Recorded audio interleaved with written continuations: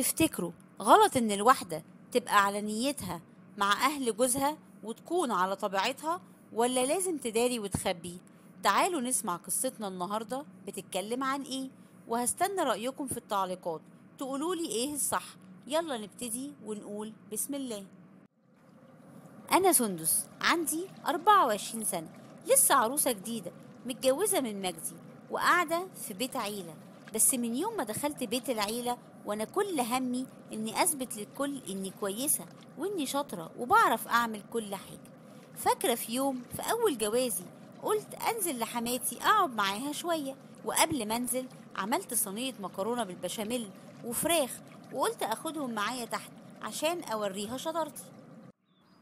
الله، ايه الاكل الجميل ده؟ طعمه حلو قوي. انتي اللي عاملاه يا سندس؟ ايوه يا طنط، بالهنا والشفا. انا بعمل اكل حلو قوي، ولو دقتي كمان الحلويات اللي بعملها مش هتاكلي غير من ايدي.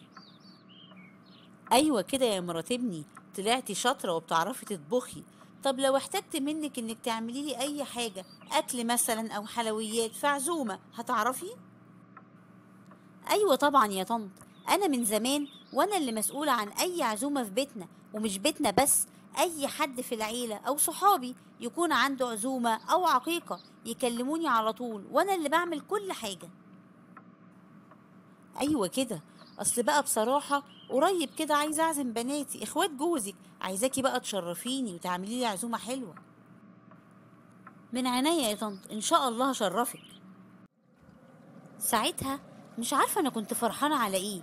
أنا ما خدتش بالي إني دبست نفسي في عزومة وخلاص. وبعد كام يوم فعلا حماتي عزمت بناتها، 4 بنات بجوازاتهم بولادهم، كل ده وأنا طبعا اللي مسؤولة. وحماتي قالت لي يلا بقى، عايزاكي توريني شطارتك. وفضلت واقفة على رجلي طول اليوم بعمل الأكل والحلويات والعصاير. محدش يهتم إن أنا عروسة جديدة، المفروض ما أعملش كل ده، وكلهم بيتعاملوا معايا كأن بقالي 10 سنين متجوزة. لكن بعد ما خلصوا أكل كله شكر في أكلي وقال إن أكلي مختلف ومتنوع، وطبعا أنا كنت فرحانة قوي.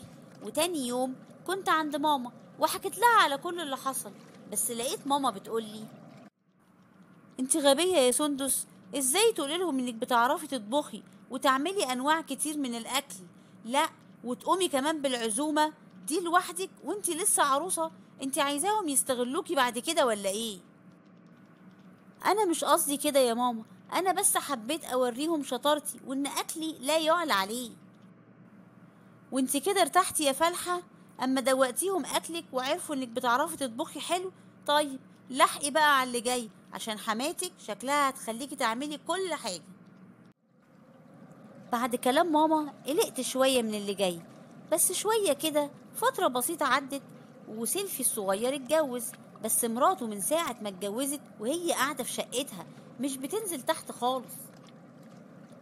واما كانت بتنزل وده قليل قوي، ما كانتش بتمد ايديها في اي حاجة.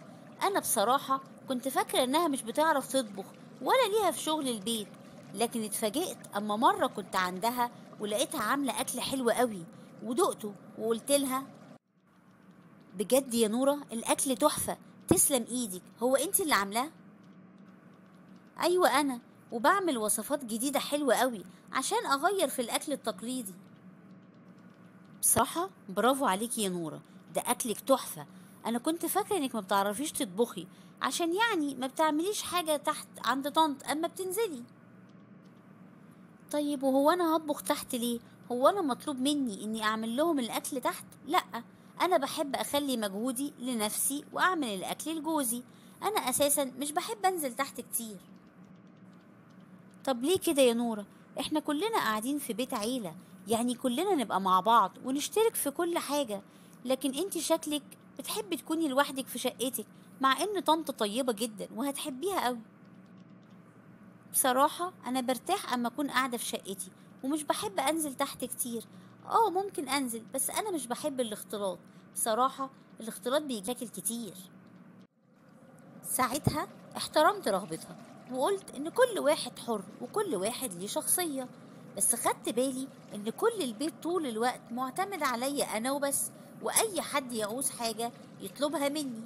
إنما نورة لأ، بتكون قاعدة لما بتنزل تحت بتتفرج على التلفزيون، بتمسك التليفون، ما بتسمحش لأي حد إن يطلب منها حاجة.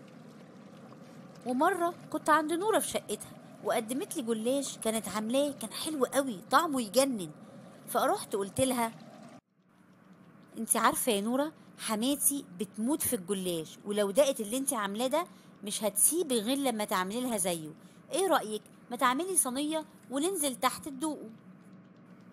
لا يا سندس، انا مش هعمل اكل تحت ولا هنزل اكل من عندي لحماتي، عشان ما تتعودش على كده ولا تستغلني في عمايل الاكل. بصراحة كنت بستغرب جدا من وجهة نظرها، بس فعلا هي كانت صح وعندها حق. رغم انها اصغر مني بس كانت عارفة تعمل لنفسها شخصية.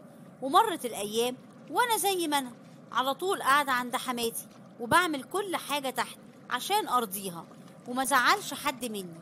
وفي يوم لقيت حماتي بتطلب مني طلب غريب قوي. بقولك ايه يا سندس، ابن اختي هيتجوز كمان اسبوع، وكانوا عايزين يجيبوا طباخ عشان يعمل لهم كل اكل الفرح. بس انا قلت لهم لا، بلاش تكلفوا نفسكم وتجيبوا طباخ. قلت لهم سندس مرات ابني طباخة شاطرة وبتعرف تعمل كل حاجة وهتخدمكم في الموضوع ده. ازاي بس يا طنط؟ هو انا اقدر اعمل اكل فرح بحاله؟ طب ازاي اعمل كل ده لوحدي؟ بصراحة انا مش هقدر على كده، خليهم يجيبوا طباخ احسن. لا طبعا يا سندس، انتي بتقولي ايه؟ بقى عايزاني بعد ما اديتهم كلمة اطلع مش قد كلامي؟ اقول لهم ايه؟ مرات ابني مش هتقدر تعمل لهم الاكل؟ وبعدين انتي قدها وقدود وهتعرفي تعملي كل حاجة، وهم هناك هيساعدوكي ما تقلقيش. ساعتها معرفتش اعمل ايه، واضطريت اوافق وانفذ كلام حماتي. وفعلا رحت عندهم من اول اليوم وابتديت اعمل كل حاجة، وكانت الكميات كبيرة جدا. بس دمي اتحرق قوي اما شفت سلفتي جاية بالليل مع جوزها على ميعاد الفرح، واخوات جوزي كمان كلهم شكلهم حلو ومتشيكين. اما انا ما كنتش طبعا لحقت البس كويس، وشكلي كان مرهق جدا من عمايل وشغل طول اليوم. وكل الناس قعدوا يتأملوا في جمال وشياكة سلفتي واهتمامها بنفسها، أما أنا فكنت بالنسبة لهم عاملة زي الخدامة. ولقيت أخت جوزي بتقول: بصراحة يا نورة، أنا معجبة قوي باهتمامك بنفسك وبلبسك.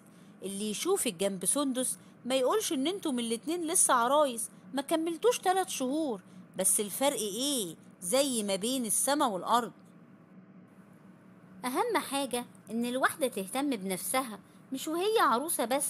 وعلى فكرة سندس جميلة قوي، بس هي مضيعة وقتها إنها بتهتم بغيرها. شفتي يا نورة؟ شفتي بيقولوا عليا إيه؟ ولا حماتي ولا حتى سألتني عاملة إيه ولا تعبانة ولا كلتي ولا ليه ما اهتمتيش بنفسك ولبستي؟ أنا ملحقتش أعمل حاجة. شفتي؟ والباشا جوزي قاعد كمان يتفرج ولا اتكلم في أي حاجة. بصراحة يا سندس انتي اللي غلطان، ياما نبهتك اهتمي بنفسك، ملكيش دعوة بحد، ما تخدميش حد، خليكي مع جوزك. المفروض تيجي تبقي عروسة، لكن ايه اللي انتي عاملاه في نفسك ده؟ ولا حد مهتم بيكي. ساعتها كنت حاسة بإحراج جامد قوي، واني قليلة قوي قدام جوزي وقدام اهله. بس ما اقدرش الوم على حد غير نفسي، لان انا اللي عملت كده. انا اللي ما غلتش نفسي وعززتها، وكنت فاكرة اما وافق على اي حاجة بكده ابقى كسبتهم وهخليهم يحبوني. لازم تحافظي على كرامتك وتعززي نفسك، ما ينفعش تهيني نفسك وتكوني مباحة للجميع. اللي يحبك هيحبك تكوني غالية. ودي حماتك وأهل جوزك بس بالأصول وفي حدود. عززي نفسك وغليها قدام أهل جوزك، وما تسمحيش إن حد يستغلك أو يحسسك إنك قليلة. وبكده خلصت قصتنا، بس ما خلصتش حكاياتنا. استنوني في قصة جديدة. بحبكوا أوي.